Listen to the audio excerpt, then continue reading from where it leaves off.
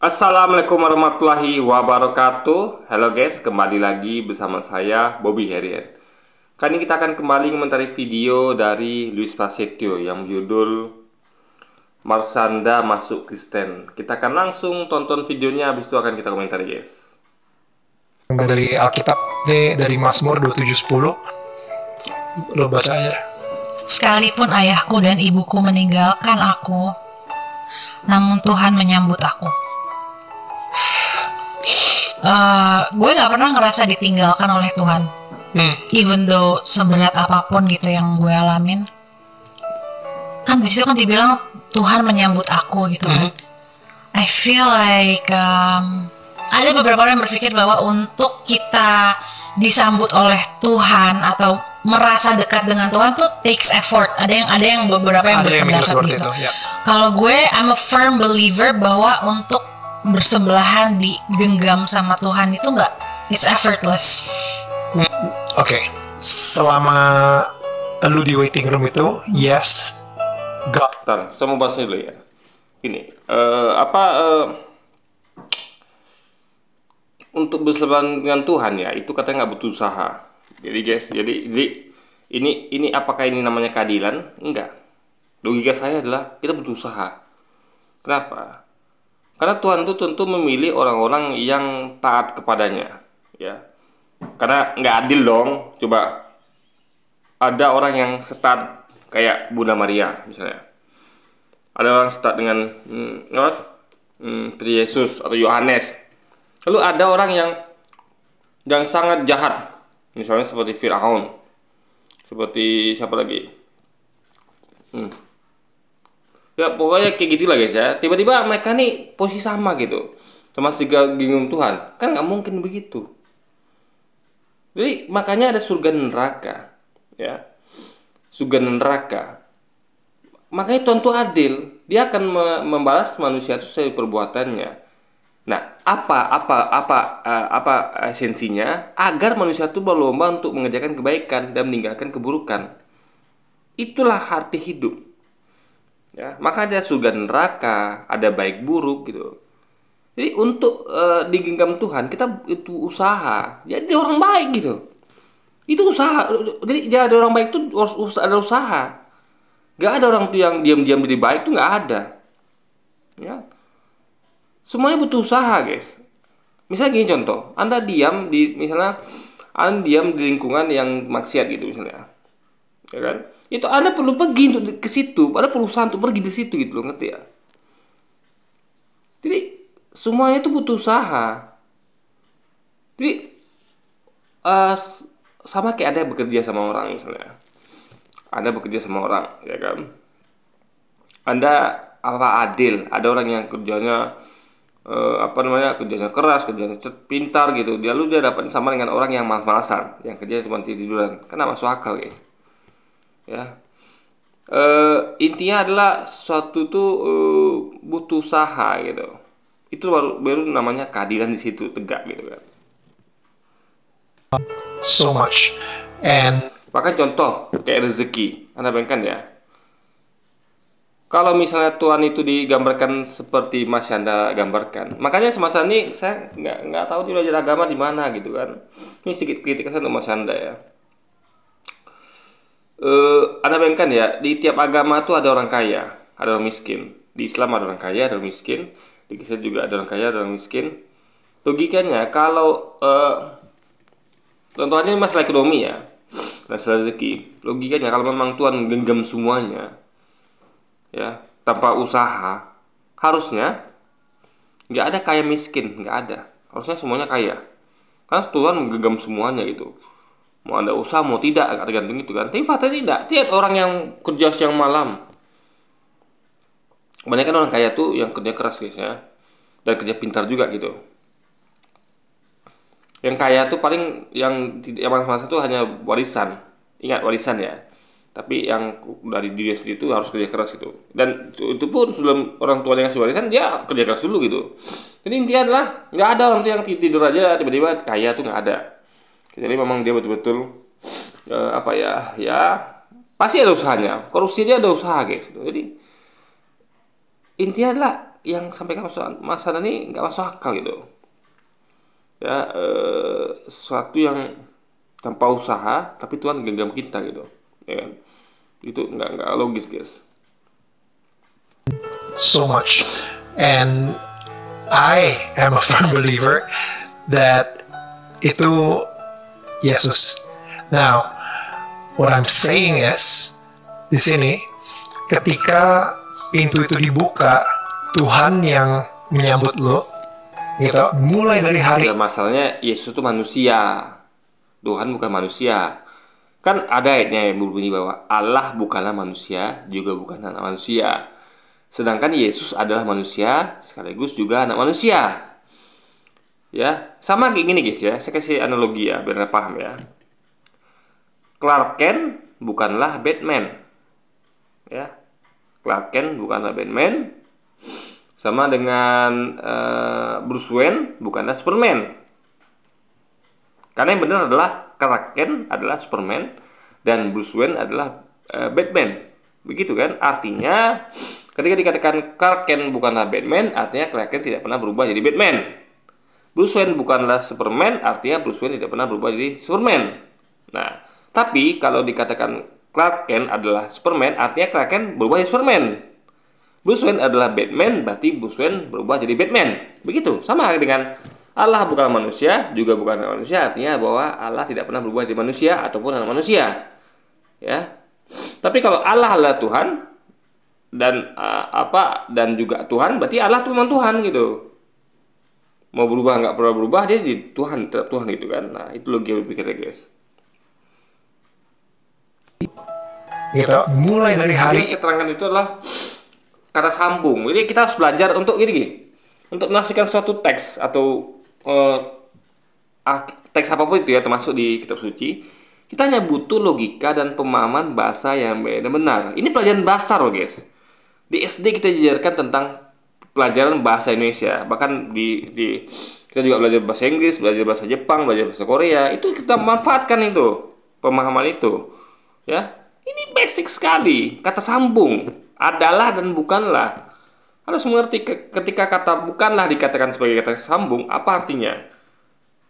Kata adalah itu apa artinya sebagai kata sambung? Itu pelajaran bahasa Indonesia standar, guys. Dasar itu loh. Jadi untuk memahami suatu teks, ya, itu hanya butuh pemahaman bahasa yang benar, gitu kan? Dan logika tentunya. Jadi kita tuh harus cerdas gitu. Jangan mudah kita tuh mentah-mentah dogma tanpa kita punya ilmu. Cuma anda belajar bahasa Indonesia dari kecil, belajar bahasa dari kecil, tapi tidak anda gunakan dalam kehidupan percuma. Maka saya terangkan ya, saya sering ajarkan kepada kita semua bahwa gunakan ilmu yang pernah kita pelajari. Jangan biarkan ilmu itu nganggur, lalu kita telan dogma, apapun itu dogmanya, bukan hanya dogma Kristen, tapi apapun dogmanya, itu mentah-mentah jangan. Kita pernah belajar, dan kita sampai sekarang terus belajar, hingga akhirnya kita terus belajar, guys. Karena kita adalah manusia yang ingin kita tuh hidup dengan lebih baik, hidup dengan lebih cerdas, hidup dengan sebaik-baiknya gitu. Sehingga kita tuh bisa mendapatkan segala yang terbaik di hidup ini gitu kan. Makanya gunakan ilmu itu, jangan biarkan ilmu itu mengendap di dalam di dalam tong sampah gitu kan. Gitu, mulai dari hari ini God is saying to you, I want to be your father. Oke, Tuhan sendiri yang ingin menjadi ayahnya Caca. Tuhan tuh kan di Alkitab itu dikatakan bahwa Bapa. Artinya dia tuh memang jadi Bapa bagi semua orang. Gak ada Tuhan ingin menjadi ayah tuh, nggak ada. Tuhan tuh memang sudah jadi ayah kita, udah jadi Bapa kita, ngerti ya? Bedakan dengan Tuhan ingin jadi Bapa atau ayah dengan Tuhan sudah jadi Bapa kita, itu beda. Sejatinya kita diciptakan Tuhan. Jadi kalau kita diciptakan Tuhan, artinya kita belum menjadi anaknya. Paham ya? Ngerti ya logika pikirnya? Jadi nggak ada tuh. Jadi ini termin Tuhan itu adalah kayak orang tua kita. Apakah orang tua kita ingin jadi orang tua kita? Tidak. Dia memang orang tua kita gitu loh. Suatu yang melahirkan kita, suatu yang menciptakan kita adalah orang tua kita sejatinya, bapak kita sejatinya. Nggak ada yang ingin jadi bapak kita tuh, nggak ada lagi. Karena sudah menjadi bapak kita. Ini si Daniel Mananta nggak ngerti beda antara sudah menjadi bapak dengan ingin jadi bapak. Kalau dia tidak menciptakan kita, kalau Allah itu tidak menciptakan kita, ya baru bisa bilang begitu, ingin jadi bapak kita. Contoh, yang melahirkan saya, yang menjadikan saya misalnya bukan orang tua saya, tapi orang tua lain. Nah, itu boleh. Orang tua yang bukan kandung saya ingin menjadi bapak saya, oke. Itu masuk akal, make sense. Tapi Tuhan ini adalah Dia menciptakan kita. Kok bisa dikatakan bahwa Dia ingin menjadi bapak kita? Harusnya Dia sudah menjadi bapak kita, harusnya kan? Nah, cuman masalah kita yang nggak mau jadi anaknya. Dengan cara apa? Kita menyembah yang lain. Kita bukan menyembah Dia sebagai Tuhan, tapi kita malah menyembah anaknya yang lain, yaitu Yesus. Yesus itu adalah anaknya juga, ciptaan Dia juga. Anaknya artinya ciptaan Dia. Sama kayak saya punya bapak, saya ini ciptaan bapak saya, dalam artian bukan ciptaan yang dia bentuk dari nol, tapi dia ya menikah ibu saya sehingga ada saya gitu kan. Jadi intinya adalah ini adalah suatu hal yang gampang untuk dimengerti sebenarnya guys, dicerna. Tapi dari mantap nggak ngerti ini gitu loh. Ya, jadi kita ini sudah menjadi anaknya Bapak. Semuanya anak Bapak. Mau ada jahat, mau ada baik, anak Bapak gitu. Cuman Anda tidak mengakui Bapak itu. Bagi orang yang menuhankan selain Bapak, dia berarti tidak mengakui Bapak itu. Dia mengakui Bapak lain, yaitu Yesus, yaitu Namrud, Firaun dan segala macam gitu guys. Itu bahayanya gitu kan. Jadi lakuilah Bapak yang benar, yaitu Dia yang menciptakan kita, yaitu Allah itu guys. Bukan anak yang lain kita akui, yaitu bernama Yesus, enggak. Itu cuma ciptaan. Anaknya juga gitu kan. Sementara Dia adalah Bapa. Ya, Bapa dari anak-anaknya, termasuk Yesus sendiri, guys. Menjadi ayahnya Caca. Oh my god. Kita doa sama-sama ya. Ya. Jadi kalau ada series itu saya akan terangkan pada Caca, ya. Bapak itu bukan ingin jadi Bapak kita. Dia sudah Bapak kita. Tinggal kita jadi anak yang baik bagaimana gitu. Jadi anak yang baik, anak yang taat gitu kan. Tinggal tugas kita adalah menjadi anak yang baik dan taat gitu. Itu tugas kita sebagai anak. Ya. Jadi Dia itu sudah Bapak kita. Karena Dia menciptakan kita gitu kan. Ya. Oke. Cak, ikutin gue ya. Ya. Oke. Cak, ikutin gue ya. Tuhan. Ya, mengenai video tersebut banyak yang protes. Wah, ini kristenisasi nih si Daniel Mananta. Oke, saya akan memberikan tanggapan saya. Yang pertama itu emang ngapain sih? Kenapa kalian protes kalau ada misalnya Daniel dia nginjilin Marsyanda ini? Lah dia ditahan kayak nama orang-orang Kristen semua, mereka ajarin agama Islam. Terus masalahnya begini ya. Islam itu ketika mereka ini ya datang ke tempat Doditan itu memang mau belajar agama Islam, dan mereka sudah tidak percaya dengan agama sebelumnya. Ingat itu, mereka tuh sudah menjadi mau mualaf, cuma mereka tuh butuh tik gitu, ngerti nggak? Satu tik aja untuk meyakinkan mereka. Mereka sudah yakin, tapi mereka butuh satu pemicu. Jadi mereka bukan belum yakin, mereka sudah yakin, cuma butuh pemicu, ngerti nggak? Ibarat kayak gini, mereka tuh sudah mengumpulkan sampah-sampah nih kan, mau mereka bakar gitu. Nah, mereka tuh butuh apinya. Nah, api itu mereka tuh butuh orang yang menyalakan api gitu. Mereka tuh mungkin kurang pede untuk menyalakan api itu, ngerti ya? Mereka sudah mengumpulkan sampahnya, mereka tinggal bakar saja sampah itu. Mereka tinggal butuh orang untuk memantikan. Mereka sudah pegang itu, mereka sudah pegang mancisnya, mereka sudah pegang korek apinya. Mereka hanya butuh orang untuk mentikkan apinya itu sehingga api sampah sudah bakar, guys. Nah, itu yang terjadi. Tapi kalau dari mantan kan tidak. Ya, Mas Anda ini tidak ada arah-arah tanah ke sana gitu. Karena Mas Anda tidak pernah ngomong tentang Yesus, dia hanya ngomong Tuhan gitu kan. Jadi Tuhan genggam dia. Itu kan termin general, standar gitu. Meskipun dia nggak ngerti tentang bahwa Tuhan itu tidak Tuhan itu adalah sosok yang adil. Dia tuh melihat usaha manusia, bagaimana mendekat kepadanya gitu kan. Makanya kita harus berjuang jadi orang baik dan menghindari keburukan dan taat kepadanya gitu. Kalau tidak, Tuhan tuh nggak adil namanya kan. Kok bisa orang yang nggak ada usaha, yang malas-malasan, yang bahkan jadi orang jahat tuh kok bisa Tuhan genggam dia? Itu kan aneh, guys. agama Islam, terus berusaha supaya mereka juga masuk ke agama Islam. Ya apa salahnya kalau Daniel juga sampaikan tentang firman Tuhan, dan siapa tahu masih ada juga percaya kepada Yesus. Kan nggak ada hukum yang kita percaya sama Yesus, ya. Mas Anda percaya sama Yesus. Masalahnya percaya bagaimana dulu. Jadi orang Kristen nggak tahu bahwa sesungguhnya orang Islam itu percaya sama Yesus. Semuanya, nggak ada orang Islam itu nggak percaya pada Yesus gitu kan. Kalau dia tidak percaya pada Yesus, berarti dia tidak memegang rukun iman. Rukun iman itu adalah termasuk di antara adalah percaya kepada nabi-nabi dan rasul yang diutus oleh Allah kepada kita, termasuk Yesus dalamnya. Itu bagian rukun iman. Maka Luis harus belajar lagi tentang Islam gitu. Bahwa kita semua percaya Yesus, cuman Yesus yang apa dulu gitu. Bukan sebagai Tuhan ya, sebagai nabi dan utusan gitu. Kan nggak ada hukum yang melarang itu.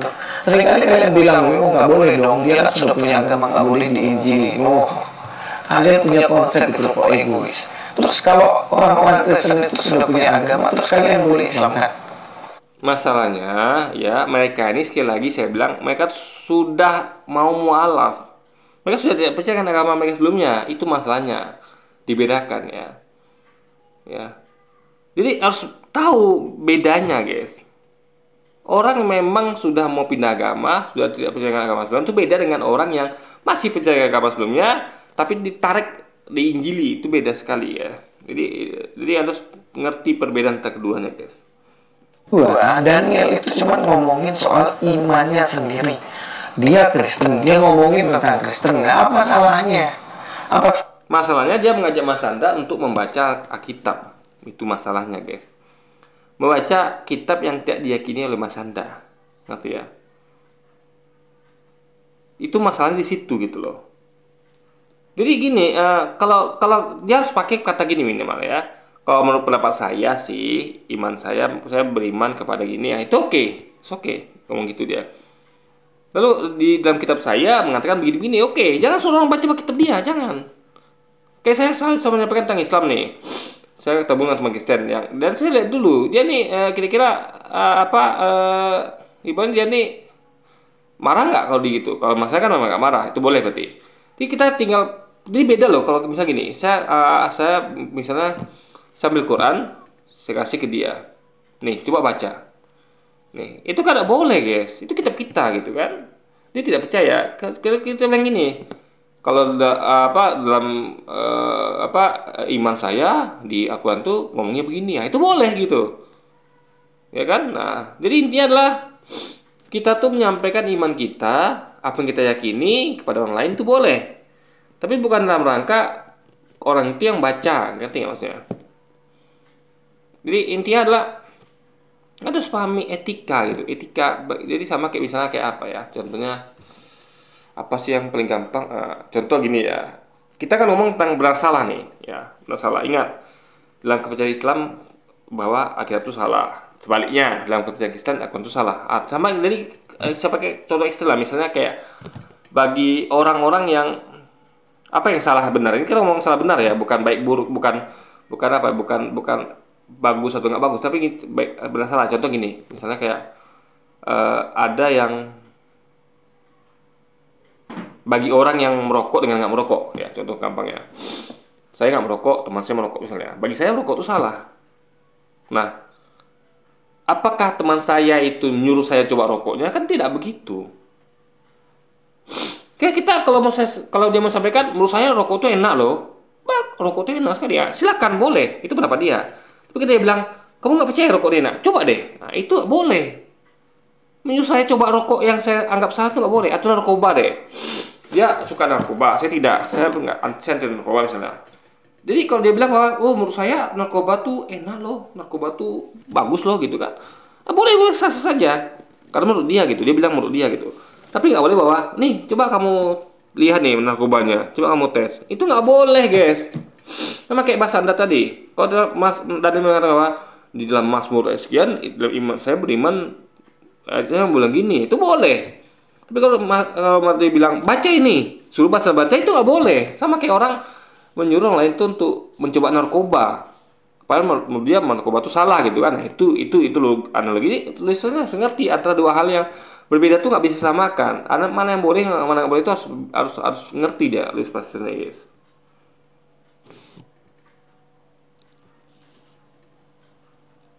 Kristen. Nah, apa salahnya? Apa salahnya? Salah kalau misalnya Daniel dia ngajarin tentang agama lain, dia kutip ayat Al-Quran baru, itu dia salah ya. Yang ketiga maksiat itu udah gede. Enggak juga. Kalau misalnya saya kutip ayat kita tuh nggak salah. Kenapa? Kalau saya percaya gitu loh. Kalau Daniel percaya pada Al-Quran, itu boleh. Jadi kita tuh boleh menyampaikan apa kita percaya. Artinya kita tuh adalah manusia yang ingin jujur. Apapun yang kita kutip, pasti kita percaya, ngerti ya? Jadi kita tuh kan di dalam hal segi Daniel tuh ingin membimbing Mas Anda. Tentu membimbing itu dengan apa yang dipercaya, ngerti ya maksudnya? Dan itu harus tidak boleh masalah tuh digiring ke situ, nggak boleh. Tapi dalam artian harus ada etika yang saya bilang tadi, bahwa Daniel yang membacakan, lalu bukan suruh masalah membacakan. Jadi poinnya adalah apa yang dipercaya. Karena misal saya percaya bahwa saya percaya bahwa susu itu sehat misalnya. Ya saya sampaikan apa yang saya percaya. Saya sampaikan dalil-dalil mengatakan bahwa susu sehat. Tapi saya tidak percaya bahwa narkoba itu baik atau narkoba itu memang buruk. Saya kan tidak akan sampaikan dalil yang mengatakan narkoba itu baik, nggak bakalan gitu. Maka saya sampaikan dalil bahwa narkoba itu buruk. Jadi suatu yang disampaikan itu poinnya adalah harusnya apa yang kita percaya, bukan apa yang tidak kita percaya. Kok Daniel bisa percaya pada Quran, ya dia boleh sampaikan sah saja, gitu. Ini bukan masalah apakah itu milik dia atau bukan milik dia, enggak, ya. Karena sejatinya tidak ada yang milik-milik itu, nggak ada. Karena kitab suci itu milik semuanya, bukan milik semuanya. Maksudnya itu milik orang yang percaya. Sebagai orang beriman, dia memiliki, contoh, saya sebagai orang beriman, saya memiliki bukan hanya Quran, tapi Taurat, Zabur, Injil. Karena itu bagian iman saya. Saya memiliki 4 kitab itu, guys. Tentu Taurat, Zabur, Injil yang asli gitu kan. Itu iman saya gitu. Nggak boleh saya patok, oh kamu kan hanya hanya harusnya percaya Quran. Enggak. Iman saya mengatakan, buku iman saya mengatakan bahwa kita harus percaya pada Taurat, Zabur, Injil, dan Quran. Jadi kita tuh memiliki sesuai dengan iman kita gitu. Ngerti ya? Sesuai iman kita. Nah, kalau ada orang misalnya saya percaya kepada kata-kata baik di kitab lain, misalnya kayak Tipitaka atau Weda, kitab budaya Hindu, itu boleh saja. Kalimat-kalimat baiknya saya percaya gitu. Percaya bukan itu dari Tuhan ya, tapi percaya itu baik, itu nggak apa-apa. Jadi kita boleh, bahkan kalau ada seorang perampok mengatakan bahwa jangan merampok, itu bagus, kita percaya itu, kita boleh sampaikan. Kita ingatkan orang nih, kamu jangan, atau ingatkan orang jangan narkoba. Yang nyampaikan adalah kita kutip dari kata-kata orang yang narkoba sendiri gitu. Kita bilang gini kan, kita percaya itu kan, kita bilang gini, kamu narkoba, itu adalah kamu dengar orang narkoba aja bilang jangan narkoba gitu, itu boleh. Jadi kita bukan lihat siapa orangnya, bukan, tapi kalau kita lihat kebenarannya yang kita yakini, loh guys, itu poinnya. Mana yang baik buat dia dan mana yang nggak baik buat dia. Kalau dia menganggap bahwa apa yang diajarkan dan itu baik dan dia mengikuti, ya apa salahnya buat dia? Masalahnya bukan hanya baik dan buruk, tapi benar dan salah. Ingat, Luis lupa ada poin benar dan salah. Baik dan buruk itu beda dengan benar dan salah. Oke lah kalau dari mana kita menginginkan hal yang baik, tapi yang salahnya bagaimana? Ngerti ya bedanya? Ini bagi bahasa Anda, misalnya kata-kata mutiara itu baik, tapi mengenai Yesus itu Tuhan itu salah, guys, bagi seorang Muslim. Jadi bedakanlah. Yang kalau Daniel itu boleh ngajarkan baik, itu boleh, kita setuju, saya setuju bahkan kalau Daniel ngajarkan baik-baik. Tapi kalau yang salah kan nggak boleh, guys. Yang salah dalam iman Mas Anda ya, itu masalah di situ gitu loh. Udah gede, akil balik gitu. Dan bahkan di komen-komennya katanya itu banyak yang bilang, nggak apa-apa itu Mas Anda imannya kuat. Ya udah, kalau imannya udah kuat ya nggak akan goyah. Jadi kalau iman kuat bebas gitu, nggak gitu logikanya. Mau iman kuat mau nggak kuat, ini kita tuh gini, contoh gini ya, sama logika gini. Ada orang mau merampok rumah orang, ya apa boleh kita bilang gini, kenapa kamu rampok rumah orang itu? Loh nggak masalah, rumahnya kan aman, ada security, ada CCTV, ya nggak apa-apa aku rampok rumah dia. Karena begitu logikanya guys. Nggak boleh merampok, jangan samakan dengan rumah itu aman apa tidak. Nggak bisa begitu. Sama kayak gini. Oh, nggak apa-apa sensasi imannya kuat. Nggak boleh begitu logikanya. Aduh. Ini orang-orang ini kenapa berpikirnya aneh guys ya. Kita nggak boleh melakukan sensasi kepada orang yang sudah beragama. Itu loh masalahnya. Mau imannya kuat, mau lemah tuh nggak boleh. Etikanya di mana gitu loh. Sama kayak kita apa boleh merampok orang yang, atau coba Anda mau membunuh orang yang kuat, nggak boleh gitu. Niat membunuhnya nggak boleh, apalagi melakukannya. Niat merampoknya nggak boleh, apalagi melakukannya gitu. Mau orang sekuat apapun, orang tuh seaman apapun, nggak bisa begitu guys logikanya. Buatan salah nggak bisa di cancel hanya dengan mengatakan bahwa orang tuh kuat lah imannya, orang tuh kuat lah fisiknya, orang tuh aman lah rumahnya. Nggak bisa begitu ya kan. Omongan Maaf guys, saya agak pilek nih parah, jadi teruskan video guys. omongan Daniel yang semacam itu, ya nggak? Terus juga di situ kan didoakan, intinya memotivasi. Nah, memang inilah yang membuat kita harus paham betul Mendoakan itu kalau pakai doa yang general oke lah, tapi jangan doa spesifik. Itu masalah di situ guys, ya. Misalnya saya tahu depan saya ini adalah bukan muslim. Kalau sebelumnya saya kan pakai yang general, misalnya ya Tuhan sembuhkanlah dia, gitu kan. Kalau saya mau berdoa secara kepada bermaksud dengan doa spesifik, itu saya harus dalam hati. Saya berdoa, ya Allah gitu, dalam hati, nggak saya bacakan ke dia. Kenapa? Kan itu namanya etika gitu loh, ngerti ya? Karena saya sebut bahwa ya Allah gitu, dia kita percaya pada Allah, kan nggak nyambung guys. Kita perlu nyambung gitu loh. Tapi kalau kita bilang ya Tuhan di depan dia, sama-sama yakini Tuhan, tapi nggak sebut sifat Tuhan, ya itu kan jadi koneksi gitu. Dia percaya, nggak ada masalah bagi dia. Dia kan ikut berdoa. Oh iya Tuhannya sama kok.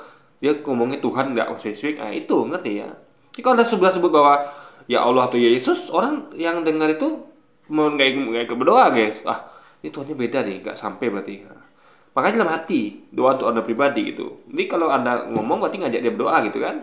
Nah, dia juga dengar itu. Intinya adalah apalagi psikologi manusia ya. Kalau dia mendengar Anda menyebut Tuhan yang salah tuh, dia tidak akan mendukung. Dalam artian apa sampai doanya gitu kan. Nah, dia nggak remeh secara nggak langsung gitu kan. Nah, itu di percuma juga Anda bacain gitu. Maka yang sesuatu yang tidak diyakini, bagus Anda pakai general dia Tuhan gitu. Nah, orang dia pasti setuju dia karena tidak menyebut Tuhan tertentu. Dia juga yakin memang ada Tuhan gitu kan. Itu yang harus dipahami guys. ini karakteristik dari orang-orang ini, netizen nih. Netizen itu akan hujat-hujat Daniel kalau Daniel ngomongin tentang kekristenan. Nah, tapi kalau Daniel ngomongin soal kitabnya Islam, contohnya dia ngobrol sama Abdul Somad, senangnya minta ampun. Bukan itu masalahnya. Daniel silahkan ngomong Kristenan, tapi kepada siapa itu masalahnya guys. Ya. Daniel silakan ngomong tentang Islam, tapi kepada siapa gitu loh, ngerti ya? Kalau Daniel ngomong Islam kepada orang Islam itu bagus, cocok, matching, nggak ada masalah. Ya, contoh, ada orang perampok, tapi dia ngomongin tentang hal baik kepada orang baik, itu masalah. Tapi perampok akan tidak baik kalau dia ngomong tentang merampok pada orang yang tidak suka dirampok atau tidak meyakini bahwa rampok itu baik. Ngerti ya mas logikanya? Jadi bagi orang yang narkoba, narkoba tuh boleh ngomong tentang sesuatu yang lain, misalnya tentang makanan sehat kepada orang yang tidak yang anti narkoba dan dia memang suka makan sehat, itu boleh. Tapi nggak boleh orang yang suka narkoba ini ngomong tentang narkoba dan kebaikannya kepada orang yang anti narkoba, nggak boleh guys. Ngerti ya? Dan yang mana boleh ngomong tentang Islam kepada orang Islam itu boleh, nggak ada masalah. Tapi bagi penganut itu masalah. Dia nggak bawa Daniel apa sih? Kok dia tuh ngomong tentang sesuatu yang beragama dia gitu loh. Jadi masalah bagi orang tuh nggak masalah bagi kita. Cuman poinnya bukan di situ guys. Poinnya gini ya. Orang itu boleh ngomongin sesuatu yang diyakini. Kalau Daniel bisa meyakini sebagian ayat Quran, itu nggak masalah. Yang disampaikan kan yang diyakini misalnya. Itu nggak masalah. Yang masalah adalah Anda menyampaikan sesuatu kepada orang lawan bicara yang tidak sesuai dengan imannya. Itu masalah di situ. Itu catat poinnya ya. Hanya itu saja poinnya. Kalau Anda berhadapan dengan orang yang beda keyakinan, Anda sampaikan keyakinan Anda dalam termin bahwa tidak mengatakan bahwa itu lima saya seperti itu masalah. Kayak tadi itu dari suruh Anda bacakan ayat Alkitab, itu nggak boleh guys. Ini adalah pada siapa Anda bicara dan apa yang Anda sampaikan, bukan apa yang Anda sampaikan itu yang poinnya, tapi siapa lawan bicaranya, itu poinnya di situ guys. Jadi poinnya tetap pada siapa lawan bicaranya, itu yang harus dipahami.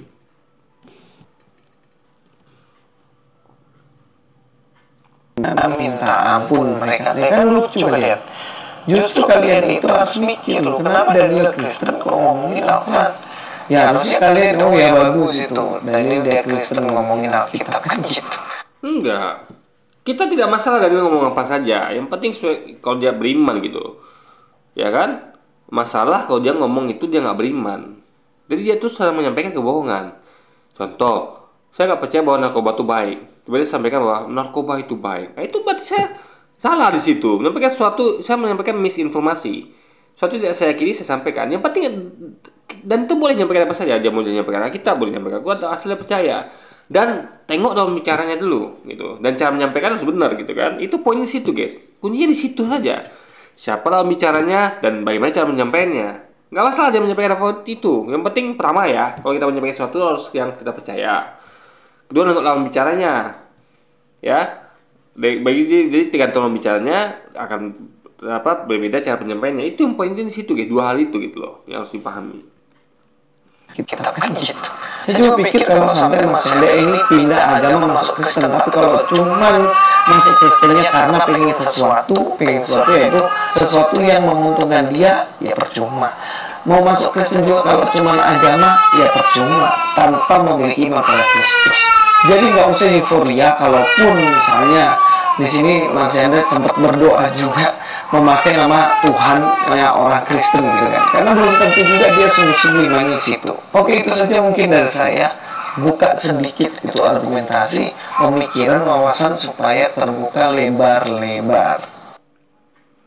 Justru di sini apa ya saya bilang ya, mikirnya nggak lebar guys, pinggirnya sempit gitu kan. Dia nggak ngerti apa itu yang semua perbedaan yang saya sampaikan tadi.